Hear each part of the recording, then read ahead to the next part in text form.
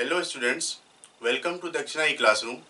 बच्चों, हमने last class में इंडक्टिव इफेक्ट के बारे में पढ़ा था, उसका टाइप देखा था और एप्लीकेशन में हमने स्टेबिलिटी ऑफ कार्बोकैटायन एंड कार्बेनाइन पढ़ा था। अब बच्चों हम इंडक्टिव इफेक्ट का नेक्स्ट एप्लीकेशन देखते हैं एसिडिक स्ट्रेंथ के बारे में।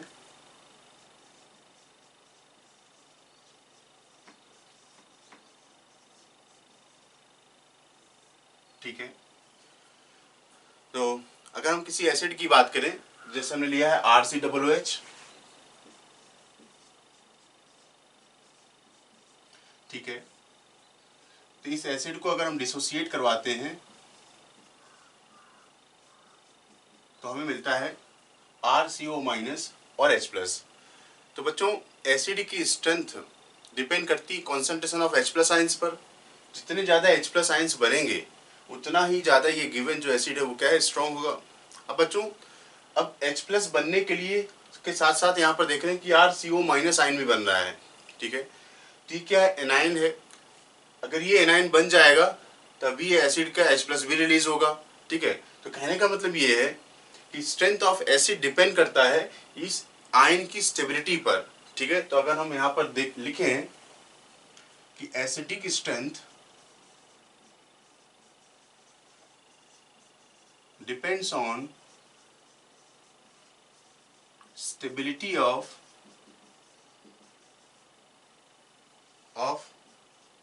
आयन फॉर्म्ड, और हम देखते हैं कि एसिडिक स्ट्रेंथ, जिसको हम एस से लिख दिया करेंगे, it is directly proportional to stability of anion formed. ठीक है, तो बच्चों यहाँ पर हमें ये चेक करना है, ये आयन अगर स्टेबल है तो एसिड भी स्ट्रांग होगा। ठीक है, अब बच्चों इस आयन की स्टेबिलिटी कैसे चेक करें। अब बच्चों आपको बात पता है, जिसे आयन में कार्बेनाइन देखा था वहां पर भी नेगेटिव चार्ज था, इस आयन में भी नेगेटिव चार्ज है जो एनायन बना हुआ है। ठीक है, तो जो फैक्टर कार्बेनाइन को स्टेबलाइज कर रहे थे वही फैक्टर इस आयन को भी स्टेबलाइज करेंगे। मतलब यहाँ पर इलेक्ट्रॉन रिच सेंटर है, नेगेटिव चार्ज है, और नेगेटिव चार्ज को स्टेबलाइज करने के लिए इलेक्ट्रॉन इसे बाहर निकालने पड़ेंगे। बाहर निकालने का मतलब क्या हुआ बच्चों, इलेक्ट्रॉन विड्राइंग ग्रुप जो होगा वो इस आयन को क्या करेगा बच्चों, स्टेबलाइज करेगा। ठीक है, तो हम बात करते हैं कि electron withdrawing group stabilises an ion. ठीक है, तो इलेक्ट्रॉन विड्राइंग ग्रुप स्टेबलाइज करेगा, तो इसको डिस्टेबलाइज करने वाले भी होंगे कुछ। कौन से होंगे बच्चों, इलेक्ट्रॉन डोनेटिंग ग्रुप। तो electron donating group destabilises an ion. ठीक है, तो हम यहाँ पर डायरेक्टली ऐसे कह सकते हैं कि acidic strength directly proportional two electron withdrawing power of groups. ठीक है बच्चों, क्योंकि इलेक्ट्रॉन विड्राइंग जो ग्रुप होते हैं वो इसको क्या करेंगे, स्टेबलाइज करेंगे, and it is inversely proportional two electron donating power of groups. ठीक है बच्चों, बात समझ में आ गई होगी। तो हमें क्या चेक करना है कि एसिडिक स्ट्रेंथ स्टेबिलिटी पर डिपेंड करेगा, आयन की स्टेबिलिटी पर, और डायरेक्टली प्रोपोर्शनल होगा electron donating power of group. ठीक है, तो इलेक्ट्रॉन डोनेटिंग ग्रुप इसको स्टेबलाइज करते हैं। अब थोड़ा सा देख लेते हैं ये कैसे स्टेबलाइज करता है। तो आप देखिए कि जैसे हमने लिखा है CH2 और एक यहाँ पर कोई ग्रुप लगा दिया। ठीक है, अब ये ग्रुप क्या है, इलेक्ट्रॉन विड्राइंग ग्रुप है ये। ठीक है, और C+O और OH इस तरीके का एसिड है। तो आप देख रहे हैं कि इलेक्ट्रॉन विड्राइंग ग्रुप क्या करता है, अपनी तरफ इलेक्ट्रॉन डेंसिटी पुल करेगा। तो ये इस वाले बॉन्ड से पुल करेगा, ये इधर से पुल करेगा, ये इधर से पुल करेगा। तो बात ये है कि OH जो बॉन्ड है इससे ये इलेक्ट्रॉन्स क्या है, अपनी तरफ अट्रैक्ट करता है। ये बॉन्ड वीक हो जाएगा और आसानी से क्या है, ब्रेक हो जाता है।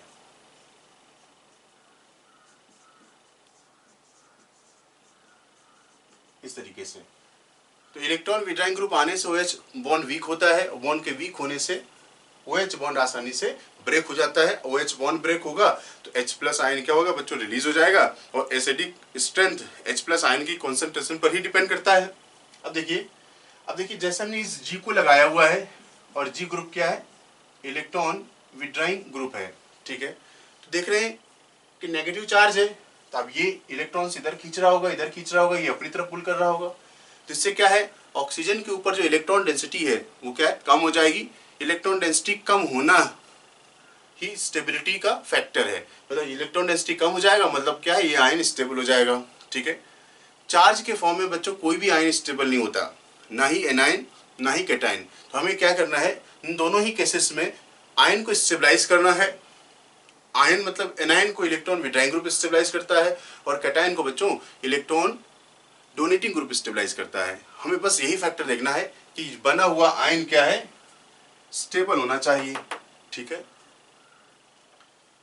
अब बच्चों हम इसमें अब एग्जांपल देखते हैं।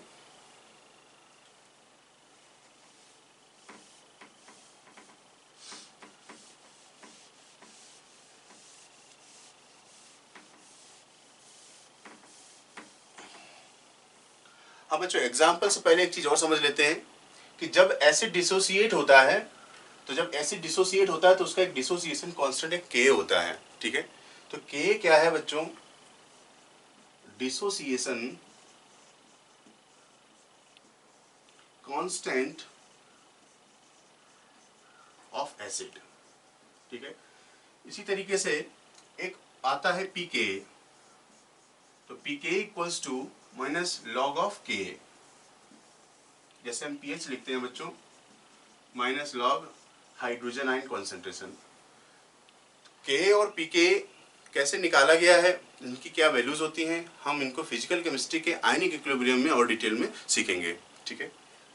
तो ये बच्चों यहाँ पर K और pK से एसिडिक स्ट्रेंथ का क्या मतलब है, इस चीज को भी समझने की कोशिश करते हैं।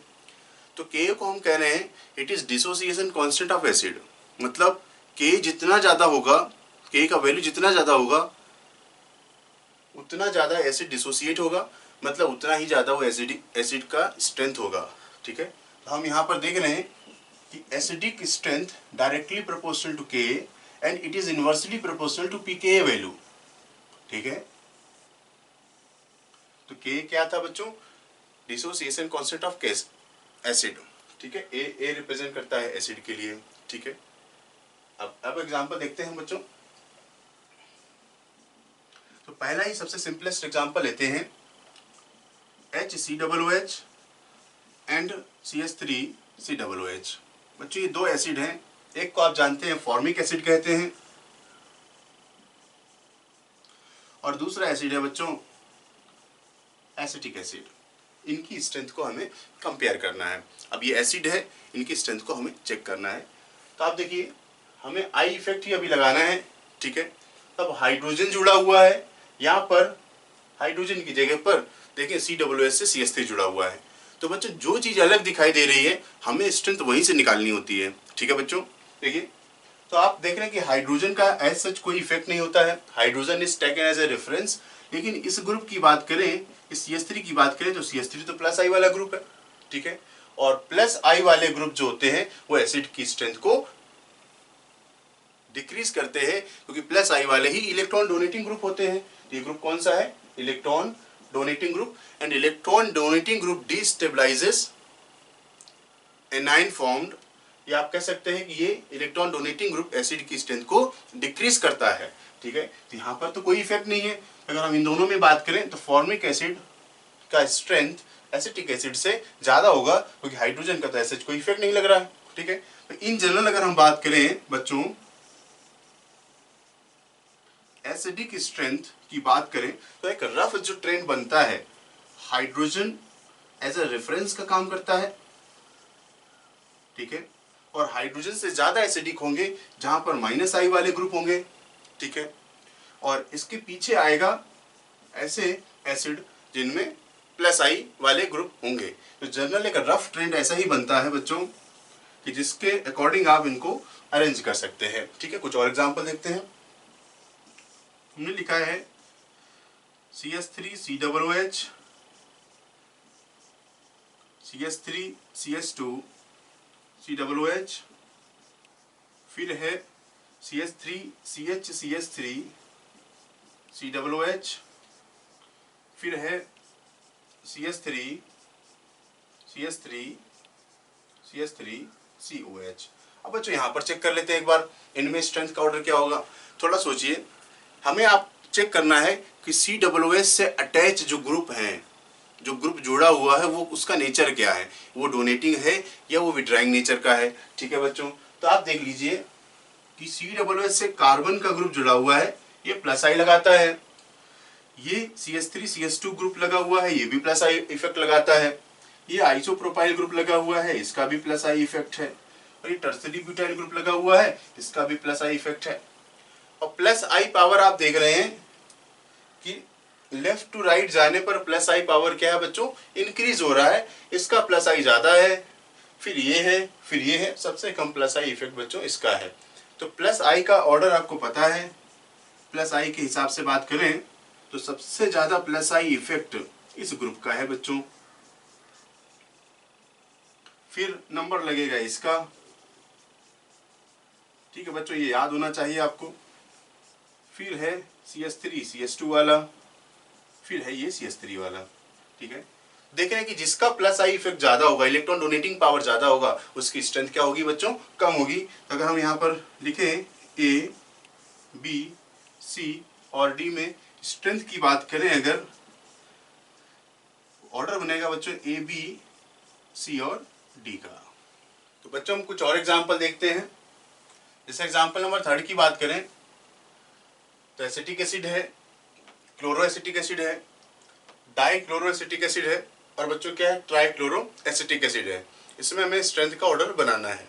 ठीक है, तो सिंपल सी बात है कि जब कभी आपको एसिडिक स्ट्रेंथ आ जाए तो आपको ये चेक करना है कि अटैच ग्रुप का नेचर क्या है, प्लस आई वाले ग्रुप हैं या वो माइनस आई वाले ग्रुप हैं। ठीक है, तो यहाँ पर देखिए, तो ये COOH तो सब जगह पर है, ये COOH। ठीक है, और थोड़ा और कंपेयर कर लें, यहाँ पर दिख रहा है कि ये CH2 COOH है, ये CH COOH है, यहाँ पर C के साथ COOH है। मतलब हमने क्या किया है, यहाँ पर ये जो हाइड्रोजन थे इस एसिड के, इन हाइड्रोजन को हमने हटाया है एक एक करके। और यहाँ पर हमने सभी हाइड्रोजन, ट्राइक्लोरोएसिटिक एसिड में हमने सभी हाइड्रोजनों को हटा दिया है। ठीक है, अब हाइड्रोजन को तो एसएच कोई इफेक्ट नहीं है। ठीक है, तो आप यहाँ पर देखिए कि जो क्लोरीन लगाया है बच्चों हमने, chlorine minus I effect produce करता है। यहाँ पर 2 क्लोरीन लगे हुए हैं, ये दोनों माइनस आई लगा रहे होंगे, मतलब ये इलेक्ट्रॉन अपनी तरफ पुल करेंगे, ये इलेक्ट्रॉन अपनी तरफ पुल करेगा। यहाँ पर 3 क्लोरीन हैं जो माइनस आई वाले हैं, ये इस तरीके से इलेक्ट्रॉन अपनी तरफ क्या करेंगे बच्चों, पुल करेंगे। ठीक है, तो 3 क्लोरीन एटम्स का माइनस आई इफेक्ट ज़्यादा होगा। ठीक है, जिनके नंबर ज़्यादा हैं वहाँ पर माइनस आई इफेक्ट भी ज़्यादा होगा। यहाँ पर क्या है, माइनस आई इफेक्ट सबसे ज़्यादा होगा, यहाँ पर कम होगा, यहाँ पर कम होगा और यहाँ पर सबसे कम होगा। अगर आप देखें कि ये A, B, C और D में आप स्ट्रेंथ को अगर कंपेयर करें तो हाइड्रोजन से, मतलब जहाँ पर हाइड्रोजन है जो कि एसिटिक एसिड है, इससे ज़्यादा एसिडिक ये हो गए, क्योंकि यहाँ पर क्या है, इलेक्ट्रॉन विड्राइंग ग्रुप आ गया EWG। इन तीनों ही केसेस में BCD में क्या बच्चों, इलेक्ट्रॉन विड्राइंग ग्रुप प्रेजेंट है। तो BCD एसिडिक स्ट्रेंथ हो या Ka की वैल्यू हो, उस पर जो ऑर्डर बनेगा B का, C का, D का ज़्यादा होगा इन कंपेरिजन टू बच्चों A। ये बात तो समझ में आ गई होगी, क्योंकि A हाइड्रोजन है, हाइड्रोजन से ज़्यादा इलेक्ट्रॉन विड्राइंग, मतलब क्या है, माइनस आई वाले ज़्यादा एसिडिक होते हैं। अब इनमें देखें तो D में सबसे ज़्यादा स्ट्रेंथ आ रही होगी, क्योंकि D में 3 क्लोरीन लगे हुए हैं जो माइनस आई प्रोड्यूस करते हैं। ठीक है, तो सबसे ज़्यादा D हो जाएगा, D के बाद C होगा बच्चों, C के बाद B होगा और फिर आएगा A। तो फाइनल आंसर आपका ये है Ka का ऑर्डर और ये एसिडिक स्ट्रेंथ का ऑर्डर है, क्योंकि माइनस आई इफेक्ट सबसे ज़्यादा यहाँ पर है। ठीक है, नेक्स्ट अगर आप चेक करें तो इस तरीके के एसिड में यहाँ पर देख रहे हैं कि यहाँ पर ये तो ग्रुप प्लस आई इफेक्ट लगा रहा होगा, अल्काइल ग्रुप है, प्लस आई लगाएगा। लेकिन यहाँ पर ये जो लगा हुआ है हेलोजन, फ्लोरीन है, माइनस आई लगाता है। NO2 है बच्चों, माइनस आई इफेक्ट लगाता है। और साइनाइड भी क्या करता है बच्चों, माइनस आई इफेक्ट प्रोड्यूस करता है। तो साइनाइड का माइनस आई इफेक्ट, NO2 का माइनस आई इफेक्ट। देखो बच्चों, CH3 लग रहा है, दिख रहा है आपको, ये तो सब में कॉमन ही है, तो इसका कोई इफेक्ट ऐसा हम तो कंसिडर करेंगे नहीं। ठीक है, तो आप देखिए तो प्लस आई और माइनस आई में माइनस आई वाला जो होता है उसको ज़्यादा डोमिनेटिंग माना जाता है, माइनस आई डोमिनेट्स ओवर प्लस आई। अब आप देखिए तो यहाँ पर देखिए तो ए बी सी और डी में अगर अरेंज करें, ए में तो प्लस आई वाला इफेक्ट ग्रुप लगा हुआ है, तो ए का एसिडिक स्ट्रेंथ कम होगा और बी सी और डी वाले का ज़्यादा होगा। अब बात करते हैं इन सब में ज़्यादा किसका होगा, तो माइनस आई पावर में NO2 सबसे ज़्यादा होता है, फिर CN आता है और फिर आपका फ्लोरीन आता है बच्चों। ये टेबल में हमने आपको ऑर्डर लिखवाया था हमने बच्चों, ठीक है। तो जिसका माइनस आई ज़्यादा उसका एसिडिक स्ट्रेंथ ज़्यादा, तो माइनस आई सबसे ज़्यादा NO2 का है और NO2 वाला बच्चों कौन सा है, C, फिर D, फिर B और A। तो फाइनल ऑर्डर एसिडिक स्ट्रेंथ का बच्चों ये बन गया, ठीक है। अब देखिए यहाँ पर कंपेयर करते हैं, तो यहाँ देख रहे हैं कि ये CH3 CH2 है, तो ठीक है प्लस आई वाला है, फ्लोरीन लग गया है माइनस आई वाला और NO2 लग गया है माइनस आई वाला। तो आप देख रहे हैं ये नंबर 1 कार्बन, ये 2 कार्बन, ये सोर्स से ये फर्स्ट कार्बन, ये सेकेंड कार्बन। तो यहाँ पर देख रहे हैं कि ग्रुप डिफरेंट है और डिफरेंट पोजीशन पर लगे हुए हैं, एक जगह फ्लोरीन है एक जगह NO2 है। तो यहाँ बच्चों एक बात ध्यान रखना है कि डिस्टेंस जो सोर्स से सबसे पहले होगा उसका इंडक्टिव इफेक्ट ज्यादा होगा, मतलब जो फ्लोरीन है इसका माइनस आई पावर ज्यादा होगा और NO2 का माइनस आई पावर यहाँ पर बच्चों कम होगा। बच्चों तो देख रहे हैं कि NO2 स्ट्रॉन्ग है withdrawing in comparison to fluorine, कब, जब डिस्टेंस सेम होता है। यहाँ पर देखो सब के सब एक ही जगह पर है, ये भी फर्स्ट पर है और यहाँ पर ये भी फर्स्ट पर है, ये भी फर्स्ट नंबर पर। तो when distance is same then electron withdrawing power of NO2 is greater than fluorine. तो हमने जो ऑर्डर लिखे हैं सभी के सभी वो सेम डिस्टेंस पर लिखे हैं, जब सब एक ही डिस्टेंस पर लगे हों, ठीक है। तो यहाँ पर ध्यान दीजिए कि डिस्टेंस डोमिनेट्स ओवर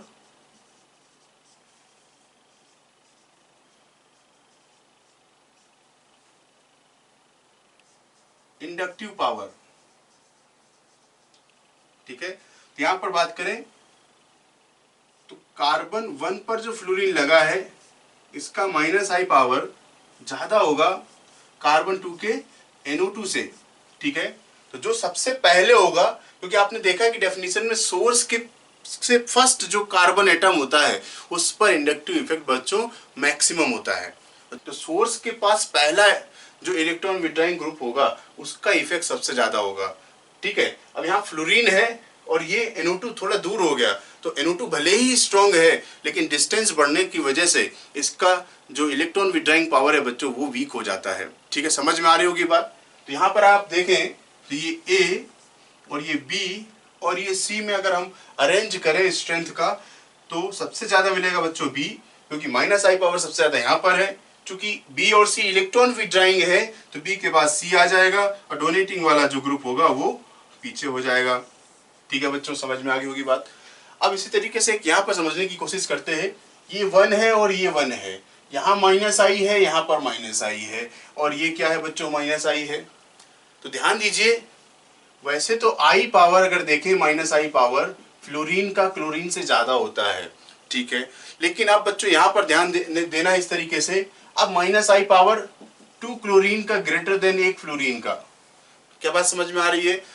अब ये दोनों सेम डिस्टेंस पर लगे हुए हैं बच्चों और यहाँ पर 2 क्लोरीन लगे हुए हैं, ठीक है। तो वीक मल्टी ग्रुप का inductive power single strong group से ज्यादा माना जाता है, ठीक है।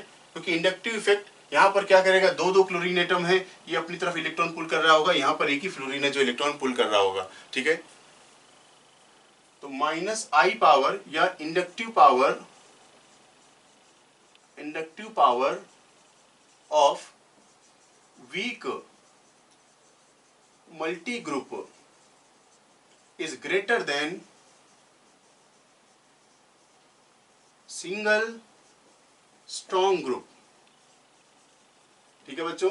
Inductive power of weak multi group is greater than single strong group, ये पॉइंट भी आपको ध्यान रखना है। तो इसकी वजह से अगर हम इनमें कंपेयर करें ए और बी में स्ट्रेंथ को कंपेयर करें तो acidic strength B greater than A. बच्चों बात समझ में आ गई होगी, ठीक है बच्चों। नेक्स्ट एग्जांपल देखते हैं। फ्लोरीन, क्लोरीन और ब्रोमीन लगाया हुआ है, बड़ा ही सिंपल सा केस है। ठीक, ये कार्बन 1 है, कार्बन 1 है, कार्बन 1, कार्बन 1, तो सब एक ही जगह पर एक ही कार्बन से जुड़े हुए हैं, कार्बन 1 से। तो ऐसे केस में सब सेम डिस्टेंस पर हैं। तो आप देख लीजिए -I फ्लोरीन, क्लोरीन, ब्रोमीन और हाइड्रोजन तो एज अ रेफरेंस ही लिया जाता है बच्चों, हाइड्रोजन का तो कोई इफेक्ट ही नहीं है। तो हम देखें A, B, C और D में अगर इनको अरेंज करें तो सबसे ज्यादा स्ट्रेंथ में देख रहे हैं जिसका -I पावर होगा वो सबसे पहले आ जाएगा। तो यहाँ पर मिलेगा B, C, D और पीछे आ जाएगा A। This is the final order of acidic strength of this example. ठीक है, अब अगर आप देखें यहाँ पर फॉर्मिक एसिड है, एसिटिक एसिड है, यहाँ पर फिनाइल ग्रुप लगा हुआ है 1, 2, तो 2 फिनाइल इथेनोइक एसिड है और ये प्रोपाइल ग्रुप लगा हुआ है। ठीक है, इसके साथ इसको हमें अरेंज करना है। तो आप देख लीजिए यहाँ H का तो कोई इफेक्ट है नहीं। ठीक है, तो ये A, B और C और ये D है, तो यहाँ पर ये भी +I इफेक्ट प्रोड्यूस करेगा, ये +I इफेक्ट लगेगा। और फिनाइल ग्रुप का बच्चा होता है -I इफेक्ट। फिनाइल ग्रुप क्या करता है, -I इफेक्ट प्रोड्यूस करता है।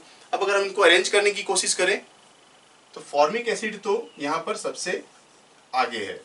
ठीक है, अब इनको देखें, ये CH3, इन तीनों में अगर हम बात करें तो ये -I इफेक्ट लगा रहा है बच्चों, तो ये C आ जाएगा। अब ठीक है, हमने क्या लिखा रफली, -I वाले आगे होते हैं, +I वाले पीछे होते हैं। अब +I में यहाँ पर 1 कार्बन है और इसमें बच्चों कितने हैं जो ग्रुप लगे हुए हैं, इसमें 3 कार्बन है। तो 3 कार्बन का +I ज्यादा होता है तो इसकी स्ट्रेंथ क्या होगी बच्चों, कम रहेगी। तो D वाला पीछे हो जाएगा और B वाला इसके आगे होगा। वाले स्ट्रेंथ में देखें अगर, तो यहाँ पर देख रहे हैं बच्चों COOH है, साइक्लिक ग्रुप लगा हुआ है। अब NO2 -I लगाएगा, ये -I लगाएगा और ये -I लगाएगा। ठीक है, अब -I की वजह से देखें तो आपने ये देख रहे हैं कि A, B, C और D, तो इसके -I इफेक्ट में इलेक्ट्रॉन विड्राइंग है। तो आपको पता है बच्चों B, C, D का स्ट्रेंथ A से ज्यादा होगा, क्योंकि B और C और D क्या है, इनमें इलेक्ट्रॉन विड्राइंग ग्रुप लगा हुआ है। अब इनमें सबसे ज्यादा कौन सा, तो डिस्टेंस देखिए, इस वाले से ये रहा, ये यहाँ पर रहा और ये यहाँ पर रहा, तो ये अपोजिट है। तो सबसे ज्यादा डिस्टेंस पर कौन लगा हुआ है बच्चों, D वाला।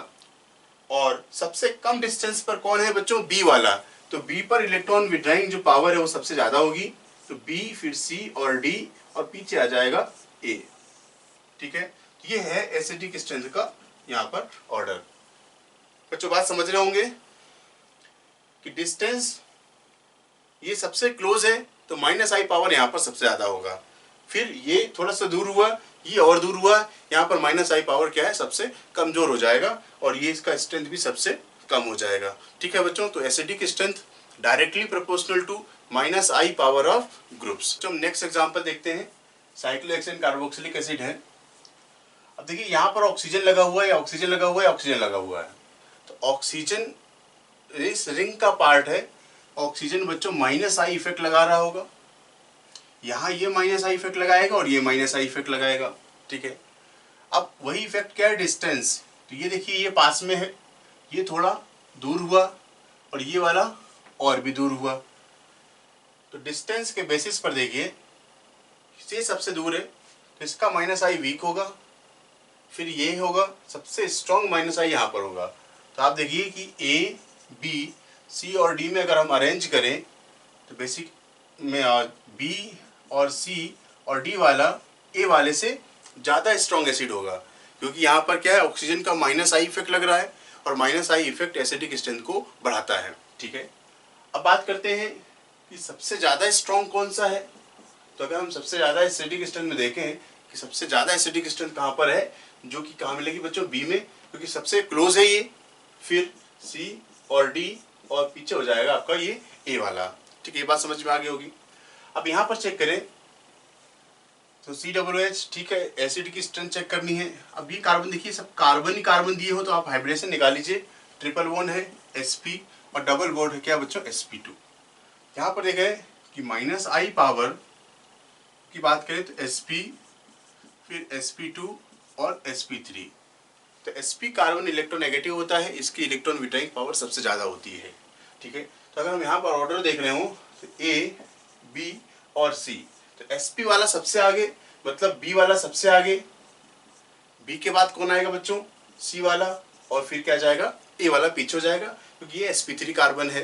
कार्बन के केस में आप हाइब्रिडेशन से निकाल सकते हो। ठीक है, single bond sp3, triple bond वाला लीनियर sp, और डबल बॉन्ड के केस में क्या है, sp2 होता है। ठीक है, अब यहाँ देखिए फ्लोरीन है, NO2 है और OCH3, ये सब के सब बच्चों माइनस आई वाले ग्रुप हैं। तो बच्चों आपको ध्यान ये रखना है कि कौन से ग्रुप का, किस ग्रुप का क्या इफेक्ट लग रहा है, कौन सा माइनस आई है, कौन सा प्लस आई वाला है। ठीक है, और यहाँ देख रहे हो तो हाइड्रोजन है, तो कंपेरिजन करें अगर सभी में, यहाँ पर H है, तो ये देख रहे हैं कि माइनस आई वाले हैं, तो अगर ये B है, ये C है और ये D है, और इसको हम A कह दें, तो B, C और D आगे होगा A से, क्योंकि यहाँ तो H है, H का तो कोई इफेक्ट होता नहीं है, electron withdrawing group acidic strength को बढ़ाते हैं, तो ये तो आगे आ गया। ठीक है, अब अगर यहाँ पर चेक करें कि इनमें ज्यादा एसिडिक कौन होगा, ठीक है, तो आप देखिए सबसे ज्यादा, क्योंकि सब सेम डिस्टेंस पर हैं, तो सेम डिस्टेंस पर होने पर NO2 का इलेक्ट्रॉन विड्राइंग पावर ज्यादा होता है। ठीक है, NO2 के बाद फ्लोरीन का होता है। ठीक है, ये फ्लोरीन आ जाएगा B वाला, उसके बाद ये OCH3 है D वाला, और फिर आ जाएगा A।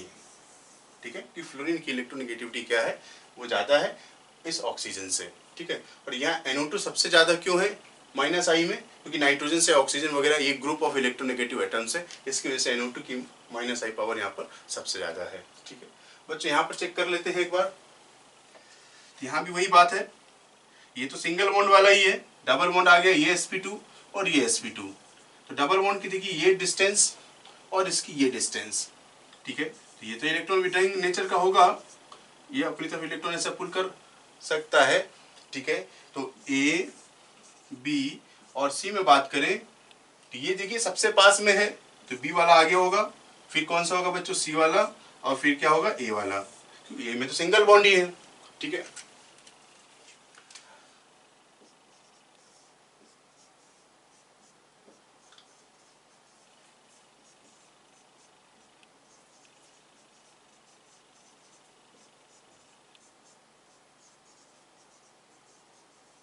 तो बच्चों हम यहाँ पर इस एग्जांपल में भी चेक कर ले, स्ट्रेंथ, एसिडिक स्ट्रेंथ का ऑर्डर क्या होगा, तो आप देख रहे हैं कि NO2 का माइनस आई, और यहाँ H है, और CH3 का क्या है बच्चों, प्लस आई।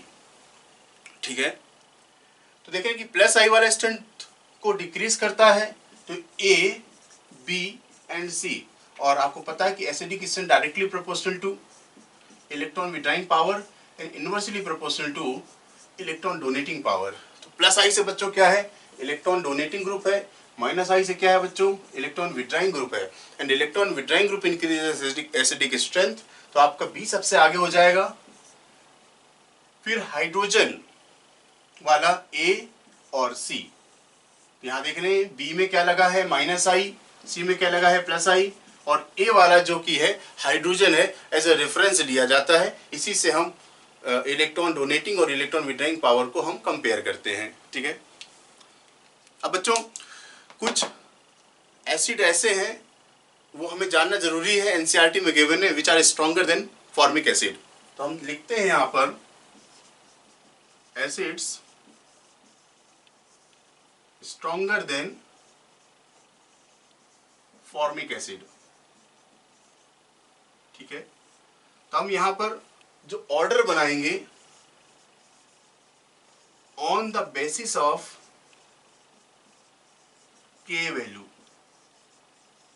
ठीक है, तो के बताया था डिसोसिएशन कांस्टेंट ऑफ एसिड है, ये एक्सपेरिमेंटली डिटरमाइन किया जाता है, और एक्सपेरिमेंट कैसा, जब हम आयनिक इक्विलिब्रियम पढ़ते हैं तो वहां पर हम के की वैल्यू को कैलकुलेट करते हैं। ठीक है, तो यहाँ पर बच्चों ऑर्गेनिक में हमें के निकालना नहीं है कि के की वैल्यू क्या होगी, तो के एक्सपेरिमेंटल वैल्यू है जिससे हम निकालते हैं। तो वो यहाँ पर पाया गया कि जैसे कि CF3COOH, ठीक है, फिर CCl3COOH, ठीक है, फिर है CHCl2COOH, ठीक है, फिर है CH2 NO2COOH, फिर मिलता है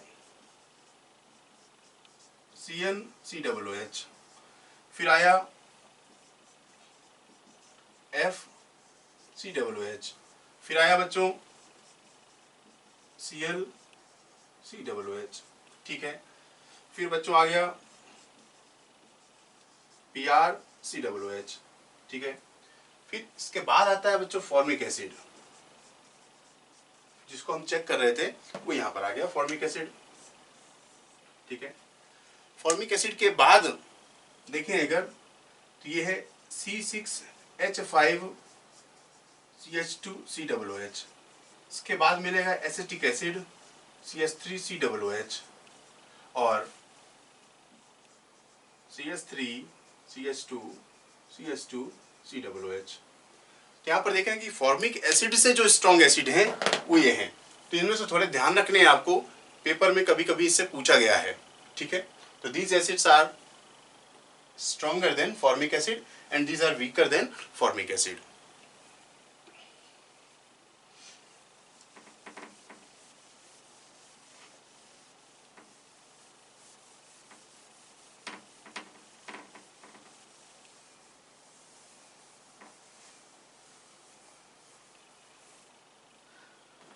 तो एसिडिक स्ट्रेंथ में कुछ और ट्रेंड देखते हैं। जैसे हमारे पास है HF, H2O और NH3, इनके स्ट्रेंथ का ऑर्डर हमें बनाना है, ठीक है। हम CH4 भी लिख लेते हैं, CH4, ठीक है। तो कैसे चेक करते हैं इनको समझिएगा जरा, कि H के साथ ये F है, H के साथ क्या है बच्चों OH, H के साथ है NH2 और H के साथ है क्या है बच्चों CH3, ठीक है। अब देखिए ये माइनस आई का ग्रुप है, ये माइनस आई का ग्रुप है, ये माइनस आई का ग्रुप है और ये ग्रुप क्या है प्लस आई का ग्रुप है, ठीक है। तो इसका मतलब ये हुआ अगर हम इसको A कहें, इसको B कहें, इसको C कहें और इसको D कहें, तो एसिडिक स्ट्रेंथ की अगर हम बात करें तो माइनस आई वाले आगे होते हैं और प्लस आई वाले बच्चों क्या होते हैं पीछे होते हैं स्ट्रेंथ में।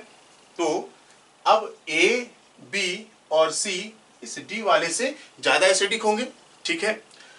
और देखिए अब बात करते हैं कि ABC में क्या होगा, तो माइनस आई पावर की अगर बात करें तो फ्लोरीन का सबसे ज्यादा, फिर OH का और फिर किसका होता है बच्चों, फिर NH2 का पावर होता है। तो यहाँ पर देखिए फ्लोरीन वाला क्या है A, फिर B और NH2 वाला क्या है C और ये D। तो यहाँ पर इनमें एसिडिक स्ट्रेंथ का ऑर्डर ये आ गया बच्चों, ठीक है। नेक्स्ट देखते हैं H2O, C2H5OH और C6H5OH, ये बच्चों क्या है फिनॉल, ठीक है। इनमें हम स्ट्रेंथ कंपेयर करते हैं। तो यहाँ देखिए ये क्या है बच्चों H के साथ OH है और यहाँ पर क्या है C2H5OH, तो C2H5OH का C2H5 का जो इफेक्ट है वो बच्चों प्लस आई है और C6H5 का जो इफेक्ट है वो बच्चों क्या है माइनस आई है। तो यहाँ पर अगर आप देखें और हाइड्रोजन एज ए रेफरेंस है, तो ये अगर A है, ये B है और ये C है, तो बच्चों देख रहे हैं कि C वाला आगे आ जाएगा माइनस आई वाला, फिर एज ए रेफरेंस जो है हाइड्रोजन है वो लिखते हैं A और फिर B। तो यहाँ देख रहे हैं कि माइनस आई हाइड्रोजन, हाइड्रोजन जो कि क्या है बच्चों रेफरेंस लिया जाता है, ठीक है। और ये आपका आ गया बच्चों प्लस आई वाला, ठीक है। तो प्लस आई वाले एसिडिक स्ट्रेंथ को घटाते हैं, माइनस आई वाले बढ़ाते हैं और बीच में जो रहेगा जो रेफरेंस का काम करता है कि इससे ज्यादा एसिडिक है इससे कम एसिडिक है, वो बच्चों कौन सा है हाइड्रोजन वाला।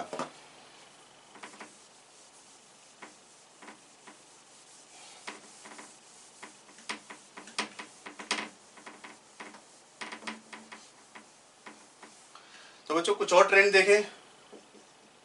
अब जैसे लिखा है CH3OH, HOH और C2H5OH, यहाँ पे देख रहे हैं ये प्लस आई का ग्रुप है, ठीक है। और CH3 भी क्या है बच्चों प्लस आई का ग्रुप है और हाइड्रोजन का तो कोई इफेक्ट होता नहीं है, यहाँ पर क्या है नो इफेक्ट। लेकिन यहाँ पर हम एसिडिक स्ट्रेंथ का ऑर्डर देखें तो हमें ये मिला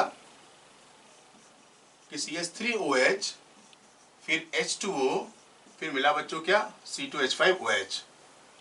तो यहाँ ये याद रखना है आपको, जस्ट रिमेम्बर रखना है, ये है on the basis of K value. तो वैसे तो आप देखें कि CH3 का प्लस आई इफेक्ट लग रहा है, इसका स्ट्रेंथ वाटर के पीछे होना चाहिए था, लेकिन methyl alcohol is found to be more acidic than water on the basis of experimental K value. ये चीज आपको बच्चों याद रखना है, क्योंकि ऑर्गेनिक केमिस्ट्री पढ़ते हैं, ये क्या है, एक प्रैक्टिकल सब्जेक्ट है, केमिस्ट्री है। तो प्रैक्टिकल के बेसिस पर जो एक्सपेरिमेंट के बेसिस पर जो रिजल्ट निकल के आते हैं, हम उनको सर्वोपरि रखते हैं। तो यहाँ पर के वैल्यू के बेसिस पर मिथाइल अल्कोहल का जो एसिडिक स्ट्रेंथ है वो वाटर से ज़्यादा मिला। ठीक है बच्चों, ये चीज़ याद रखनी है। नेक्स्ट एग्जाम्पल देखते हैं। हमने लिखा है CH3 CH2OH CH3 OH CH3 और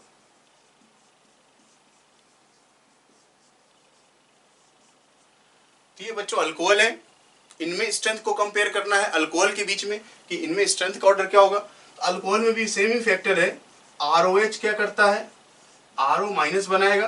भाई अगर कोई अपने आप को एसिड समझता है तो उसको H+ रिलीज करना पड़ेगा। तो यहाँ पर ऑक्सीजन हाइड्रोजन का बॉन्ड है, तो इलेक्ट्रोनेगेटिव एटम से अटैच हाइड्रोजन H+ के फॉर्म में निकल सकता है, तो निकल गया। तो यहाँ पर भी सेम फैक्टर है, RO माइनस बन रहा है, इसको हम बोलते हैं अल्कोक्साइड आयन। ठीक है बच्चों, तो यहाँ पर अगर हम स्ट्रेंथ को कंपेयर करें तो CH3 CH2OH और इस तरीके से, तो यहाँ पर देखें ये प्लस आई और यहाँ पर ये प्लस आई है, ये प्लस आई है, यहाँ पर CH3 का प्लस आई, ये प्लस आई और ये प्लस आई।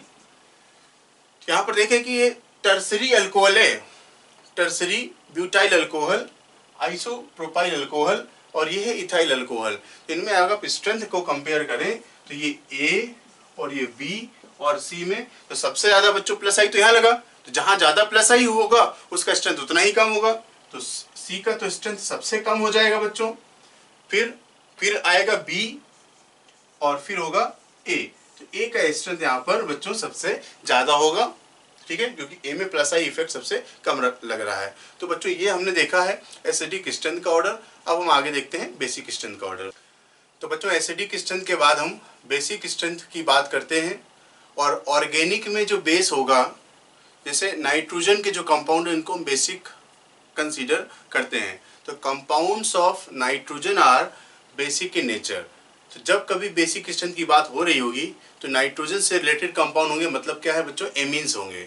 ठीक है, यहाँ पर OH तो नहीं मिलेगा। ठीक है, जैसे NaOH KOH आप देखते हैं इनऑर्गेनिक में। ठीक है, तो यहाँ पर हमने क्या देखना कि compounds of nitrogen are basic in nature. ठीक है, तो अगर हम लिखते हैं यहाँ पर जैसे ये RnH2 है, एमीन है। ठीक है, और बेस करेगा क्या, इस चीज को समझना है। बेस होता है लोन पेयर डोनर।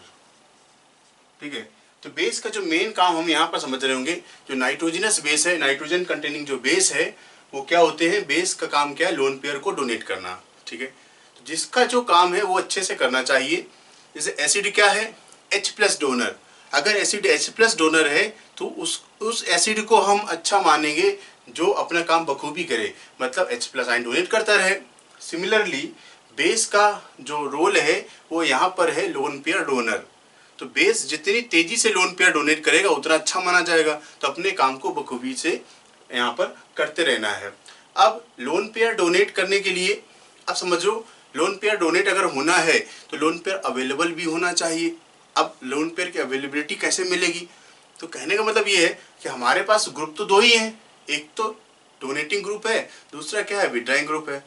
अगर इलेक्ट्रॉन डोनेटिंग ग्रुप लगाया तो वो क्या करेगा, इलेक्ट्रॉन डेंसिटी को पुश करेगा, तो लोन पेयर की अवेलेबिलिटी क्या है, वो बढ़ जाएगी। तो इलेक्ट्रॉन डोनेटिंग ग्रुप जो होते हैं वो बेसिक स्ट्रेंथ को बढ़ाते हैं। ठीक है, अगर उल्टा विड्राइंग ग्रुप लगा दिया तो वो क्या करेगा, इलेक्ट्रॉन डेंसिटी को अपनी तरफ पुल करेगा, तो वो बेसिक स्ट्रेंथ को क्या करेगा, कम। थोड़ा समझने की कोशिश करते हैं कि जैसे हम देख रहे हैं ये H+ के साथ कंबाइन करवाना है। H+ इलेक्ट्रॉन डेफिशिएंट है, हाइड्रोजन के पास कोई भी इलेक्ट्रॉन नहीं है। ठीक है, अब जब ये कंबाइन कर रहा होगा तो बच्चों क्या बनेगा, RnH3+, एक ऐसा कैटायन बन जाएगा। ठीक है, तो हम यहाँ समझने की कोशिश करते हैं कि बेसिक स्ट्रेंथ, जिसको हम BS से लिख देंगे, डायरेक्टली प्रोपोर्शनल टू, अब देखिए एसिड H+ रिलीज करने के बाद एनायन बनाता है और बेस H+ गेन करने के बाद क्या कैटायन बनाता है। तो इस आयन की स्टेबिलिटी पर इसकी स्ट्रेंथ डिपेंड करेगी, ठीक है, क्योंकि लोन पेयर डोनेट करने के बाद ये कितना ज्यादा स्टेबल है उससे हम इसकी स्ट्रेंथ को चेक करते हैं। तो basic strength directly proportional to stability of cation formed. तो इस कैटायन की स्टेबिलिटी पर बेस की स्ट्रेंथ डिपेंड करेगी। अब बच्चों सेम सी बात है, तो इस कैटायन को स्टेबलाइज करने वाले ग्रुप कौन से हैं? भाई प्लस को तो हम डेफिशिएंट मानते हैं, इसकी इलेक्ट्रॉन डेंसिटी को जो कम कर दे, जो इसको स्टेबलाइज करें, वो ग्रुप इसके एसिडिक स्ट्रेंथ बेसिक स्ट्रेंथ को क्या है बच्चों बढ़ाएंगे। तो यहां पर समझने की कोशिश करें कि प्लस चार्ज को स्टेबलाइज कर कौन करता है? इलेक्ट्रॉन डोनेटिंग ग्रुप, ठीक है। तो basic strength directly proportional two electron donating power of groups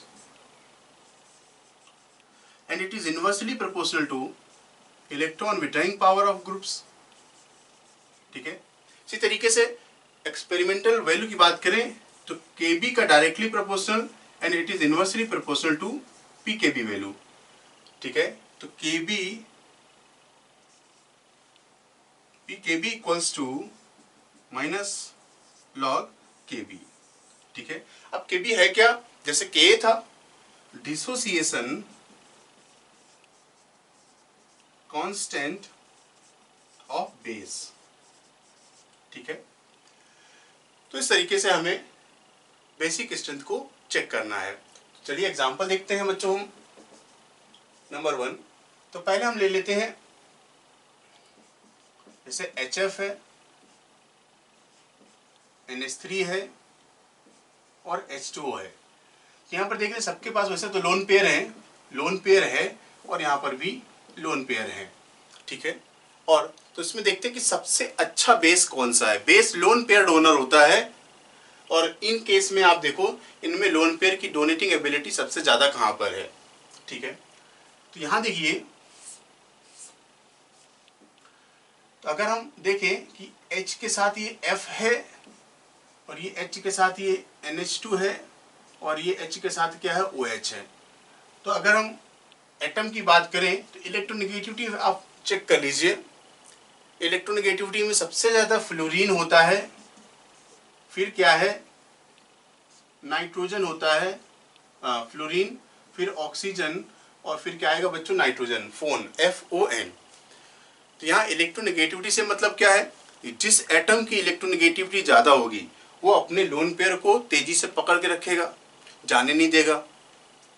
और यहाँ देखें कि नाइट्रोजन की इलेक्ट्रोनेगेटिविटी कम है इन सब से, तो नाइट्रोजन अपने लोन पेयर को जाने दे सकता है, ठीक है। बात समझ रहे हैं हमारी? हम क्यों कह रहे हैं कि compounds of nitrogen are basic in nature? क्योंकि बेस का काम क्या है? लोन पेयर को डोनेट करना, और लोन पेयर सबसे आसानी से नाइट्रोजन वाले केस में ही डोनेट हो जाता है क्योंकि इसकी इलेक्ट्रोनेगेटिविटी कम है। मतलब नाइट्रोजन का अपने लोन पेयर पर होल्ड कम है तो आसानी से डोनेट हो जाता है। इस यही कारण है यहाँ पर अमोनिया का बेसिक स्ट्रेंथ सबसे ज्यादा है, फिर H2O आता है, फिर ये HF आता है। तो नाइट्रोजन के कंपाउंड जिनमें लोन पेयर है ऑक्सीजन और फ्लोरीन के कंपैरिजन में आसानी से लोन पेयर डोनेट करते हैं। That's why compounds of nitrogen are basic in nature, ठीक है। अब देखिए दूसरा एग्जांपल हम लेते हैं, हम कंपेयर करते हैं अमोनिया CH3NH2 और C6H5NH2, ठीक है। देखिए अब तो सब नाइट्रोजन ही है, अब कंपैरिजन हमें सिर्फ नाइट्रोजन में ही करना है और सबसे ज्यादा बेसिक जो होगा वो हमें पता करना है। यहाँ पर देखिए, देख लीजिए जरा HNH2, ठीक है। तो यहाँ पर हाइड्रोजन लगा हुआ है, हाइड्रोजन का तो कोई इफेक्ट नहीं होता। CH3 क्या है? प्लस आई वाला ग्रुप, और C6H5 क्या है बच्चों? माइनस आई वाला ग्रुप। तो अगर आप देखें तो सबसे ज्यादा बेसिक कौन होगा?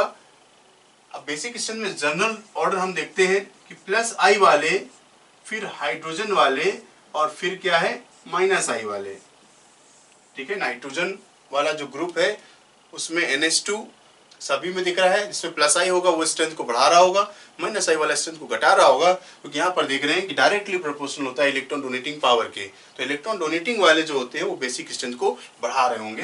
तो देखिए यहाँ पर ए, बी और सी में अगर कंपेयर करें तो बी आएगा, फिर ए आएगा और फिर सी आएगा। अब देखिए बच्चों, ये तो अमोनिया है और ये क्या है, एलिफेटिक एमीन, और ये क्या है बच्चों, एरोमेटिक एमीन, जिसको हम एनिलीन कहते हैं। ठीक है बच्चों, बात समझ में आ रही होगी। तो यहाँ पर एक बात समझ में आ रही है कि सी क्या है, एनिलीन, जो कि एरोमेटिक एमीन। तो aromatic amines are less basic than ammonia. देखिए अमोनिया से कम बेसिक है। अब देखिए, अगर aliphatic amines are more basic than ammonia, ठीक है, या आप ऐसे भी कह सकते हैं बी आगे है सी पीछे है, तो aliphatic amines are more basic than aromatic amines. क्या बात समझ में आ रही है बच्चों? देखिए नेक्स्ट एग्जांपल देखते हैं।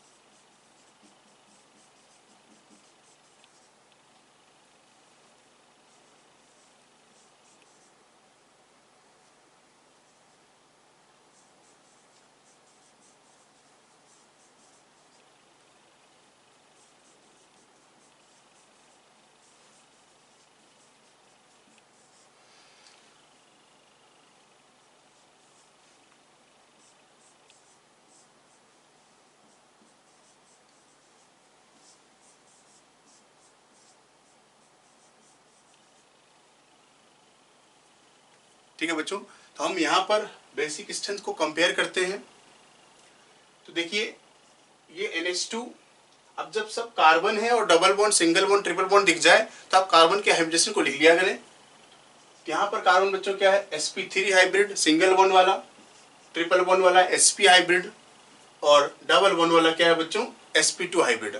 ठीक है, अब देखिए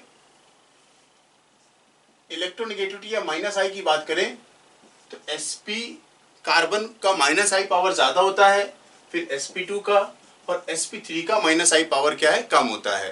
ठीक है, और बेस की बात करें तो ये इलेक्ट्रॉन विड्राइंग ग्रुप हो गया है ना, माइनस आई से क्या है, electron withdrawing group, and electron withdrawing group decreases basic strength. तो सबसे ज्यादा जो बेसिक हो जाएगा ए, बी और सी में बात करें तो ए तो सबसे आगे होगा, फिर सी आएगा, फिर आएगा बच्चों बी। क्या बात समझ रहे हैं हमारी?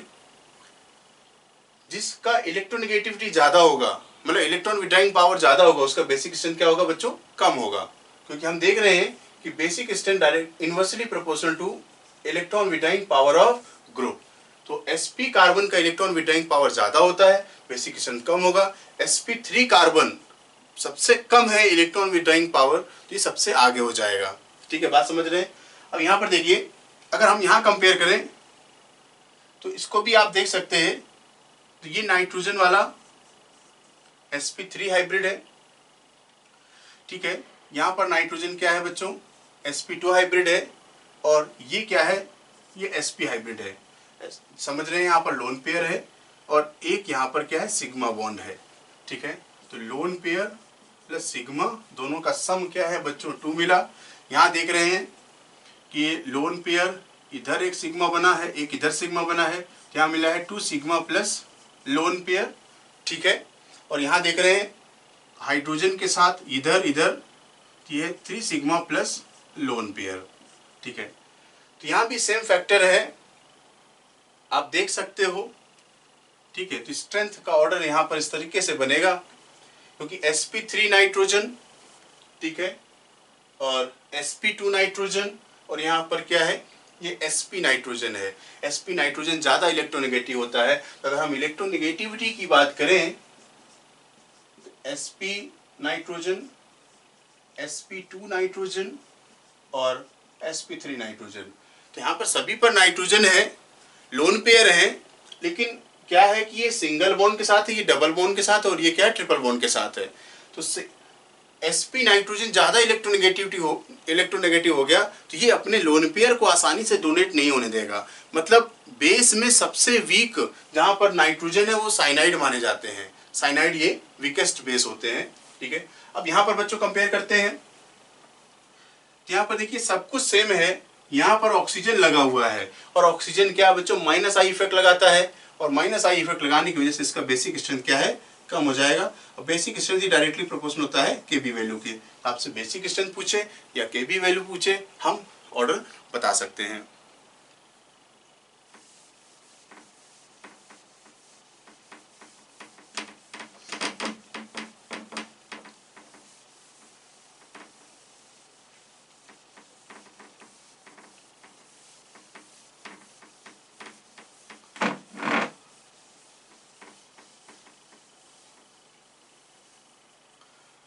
अब बच्चों 1 डिग्री 2 डिग्री और 3 डिग्री एमीन्स में कंपेयर करते हैं।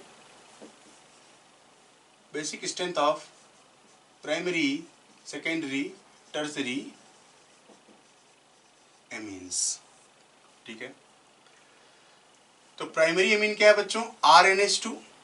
सेकेंडरी एमीन क्या है बच्चों, R2NH। और टर्सरी एमीन क्या है बच्चों, R3N। ये ऑर्डर दो जगह पूछाता है पेपर में। एक पूछता है गैस फेज में और दूसरा पूछता है एक्वस सॉल्यूशन में। तो बहुत ही इंपॉर्टेंट ऑर्डर है ये, आपको रट लेना है, पेपर में पूछता ही है। ठीक है, तो अगर हम यहां पर चेक करें, पहले देख लेते हैं गैस फेज में, आसान है। तो गैस फेज में आप देख रहे हैं कि R का प्लस आई इफेक्ट, यहां पर दो अल्काइल ग्रुप हैं R NHR, ये भी प्लस आई लगा रहा होगा, ये भी प्लस आई लगा रहा होगा। और यहां पर देख रहे हैं नाइट्रोजन के साथ 3 ग्रुप अटैच है अल्काइल के, और अल्काइल ग्रुप का प्लस आई इफेक्ट है। इधर से इलेक्ट्रॉन डोनेट करेगा, डोनेट करेगा, डोनेट करेगा, इधर डोनेट करेगा, डोनेट करेगा, और ये इधर इसको डोनेट करेगा। ठीक है, तो जब ये इलेक्ट्रॉन डोनेट करेगा तो यहाँ पर जो लोन पेयर है इसकी अवेलेबिलिटी क्या है बच्चों, इंक्रीज हो जाएगी। ये इसको सपोर्ट कर रहा है, यहाँ पर 3 ग्रुप है जो सपोर्ट कर रहे हैं, यहाँ पर 3 ग्रुप सपोर्ट है, तो ये क्या है, डोनेट कर देगा। ये वैसे ही है जब झगड़ा होता है, अगर मान लो 2 लोग झगड़ रहे हैं, कोई तीसरा आ जाए किसी के फेवर में बोलने के मार मार मार, तो क्या होगा, उसका हौसला बढ़ जाएगा और वो जड़ देगा। उसी तरीके से यहाँ पर है, ये ग्रुप 2-2 लोग सपोर्ट करने लग रहा है, भाई मार मार मार, तो ये क्या है, लोन पे डोनेट हो जाएगा।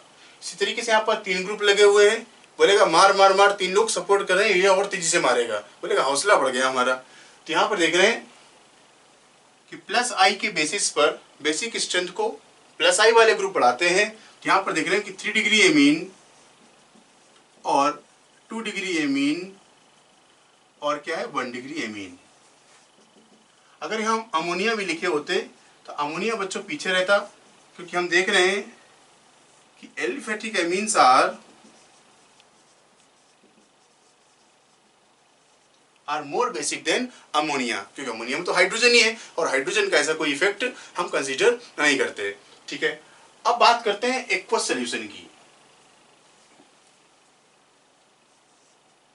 In aqueous solution, aqueous solution में है क्या बच्चों, एमीन है और प्लस वाटर है।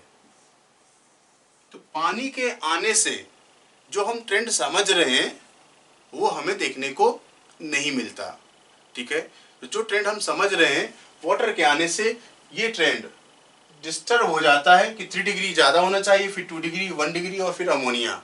फिर ठीक है, अमोनिया तो पीछे ही होगा, लेकिन इनके जो टर्सरी, सेकेंडरी और प्राइमरी एमीन्स है, इनमें ऑर्डर डिस्टर्ब होता है। थोड़ा सा समझने की कोशिश करते हैं।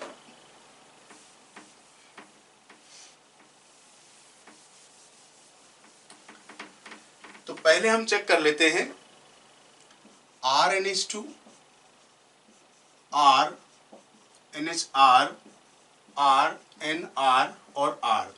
ठीक है, तो पहले हम देखते हैं इंडक्टिव इफेक्ट के बेसिस पर। तो on the basis of plus I, तो प्लस आई के बेसिस पर जैसे गैस फेज में लिखा, ऑर्डर होना चाहिए था 3 डिग्री वाला, ये 1 डिग्री, ये 2 डिग्री और ये बच्चों है 3 डिग्री एमीन। तो ऑर्डर क्या होना चाहिए था, 3 डिग्री एमीन, फिर 2 डिग्री एमीन, फिर 1 डिग्री अमीन। अगर हम अमोनिया भी ले रहे हैं तो अमोनिया तो पीछे ही रहेगा, इसकी कोई दिक्कत की बात नहीं है, ठीक है। अब देखते हैं कि एक्वस सॉल्यूशन है तो मतलब वाटर है, और वाटर का रोल क्या है। तो समझते हैं कि बेस आप देख रहे हो कि RNH2 H+ के साथ जब कंबाइन करता है तो क्या बना लेता है बच्चों, इस तरीके से ऐसा आयन बनाएगा। इसी तरीके से अगर सेकेंडरी अमीन रहा और H+ लिया, वही अपना लोन पेयर इसको डोनेट करेगा, ये भी डोनेट करेगा। डोनेट करने का मतलब क्या है, इस H के साथ ये बॉन्ड बना रहा है, ठीक है, R2 NH+। अगर ये 3 डिग्री अमीन होता और ये H+ होता, ठीक है, तो क्या बना लेता बच्चों, ये अपना इसको पेयर डोनेट कर देता। तो R3 N और ये H के साथ ये पॉजिटिव चार्ज यहां पर बन गया, ठीक है, एक H और है यहां पर, इस तरीके से। अब बात करते हैं वाटर जो एक्वस सॉल्यूशन है, एक्वस सॉल्यूशन में जो सॉल्वेंट है वो क्या है, वो पानी है। तो वाटर सॉल्वेंट का अब रोल हमें यहाँ पर समझने की कोशिश करनी कि वाटर अब वाटर का क्या रोल रहा होगा। तो देखिए, तो वाटर सॉल्वेंट है और सॉल्वेंट क्या करता है, सॉल्वेशन करता है। तो यहाँ हम अगर देखें ये RN, ये H है, ये H है और ये H है, जो कि हमने बनाया है प्राइमरी एमीन से, ये वाला, ठीक है।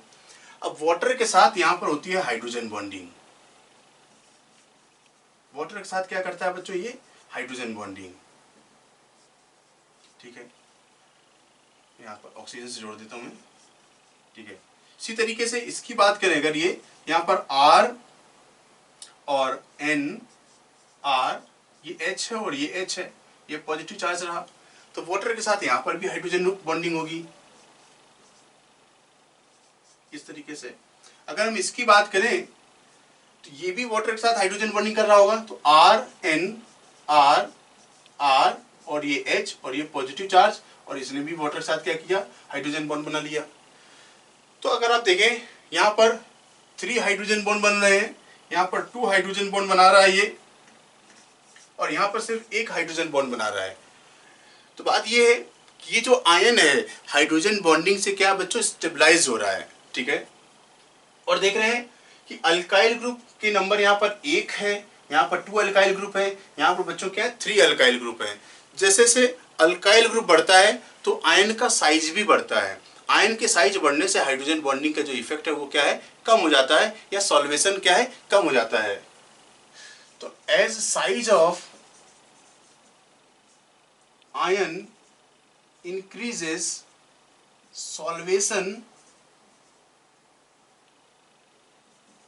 solvation decreases। as size of ion increases, solvation decreases। solvation मतलब क्या है, stability by solvent decreases and stability decreases। अब बच्चों स्टेबिलिटी अगर डिक्रीज हो रही है तो बेसिक स्ट्रेंथ तो स्टेबिलिटी पर डिपेंड करता है। इसका मतलब क्या हुआ कि बेसिक स्ट्रेंथ डिक्रीजेस। अगर हम साइज की बात करें, साइज ऑफ आयन, तो 3 डिग्री वाले के केस में साइज आयन का ज़्यादा है। फिर प्राइमरी, तो 3 डिग्री में क्या बनाया है बच्चों हमने, R3NH+। इस आयन का साइज ज़्यादा है क्योंकि अल्काइल ग्रुप के आने से साइज बढ़ता है, ज़्यादा अल्काइल ग्रुप होंगे बड़ा साइज का होगा। फिर होगा R2NH2+ और RNH3+, ठीक है। तो यहाँ पर अगर हम बेसिक स्ट्रेंथ देखें, जिस आयन का साइज बढ़ गया बेसिक स्ट्रेंथ कम हो गया, मतलब 1 डिग्री, 2 डिग्री और 3 डिग्री अमीन। यहाँ पर आप देख रहे हैं कि अगर प्लस आई के बेसिस से बात करें तो ऑर्डर ये निकल के आता है, ठीक है।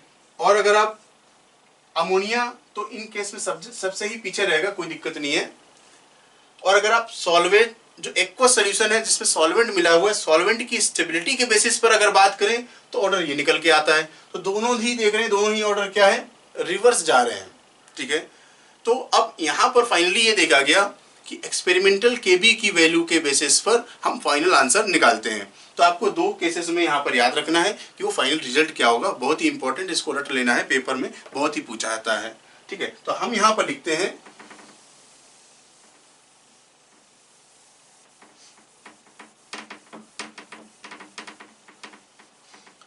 यहाँ पर हम बच्चों अल्काइल ग्रुप में 2 केसेस को कंसीडर करते हैं। If R is CH3 and R is C2H5, ठीक है। तो जो अल्काइल ग्रुप ले रहे हैं, R की जगह CH3 लिख लें, और एक बार R की जगह हम C2H5 लिख रहे हैं, तो जो बेसिक स्ट्रेंथ का ऑर्डर है, यहां पर मिलता है 2 डिग्री, 1 डिग्री, 3 डिग्री, और अमोनिया तो पीछे ही रहेगा। और यहाँ पर ऑर्डर थोड़ा सा चेंज हो जाएगा, 2 डिग्री आगे ही रहेगा, और इनमें हम चेंज कर देते हैं, तो 2, 3, 1 और अमोनिया। तो बच्चों ये आपको रट लेना है। 2 डिग्री एमीन, 1 डिग्री और 3 डिग्री, ठीक है। तो यहाँ देख रहे हैं कि ये ग्रुप छोटा है, 2 डिग्री दोनों में आ गए, तो छोटा ग्रुप, छोटा ऑर्डर 1 और 3 वाला, और ये थोड़ा सा ग्रुप बड़ा हो गया, बड़ा ग्रुप, ये आपका ऑर्डर क्या है, बड़ा ऑर्डर।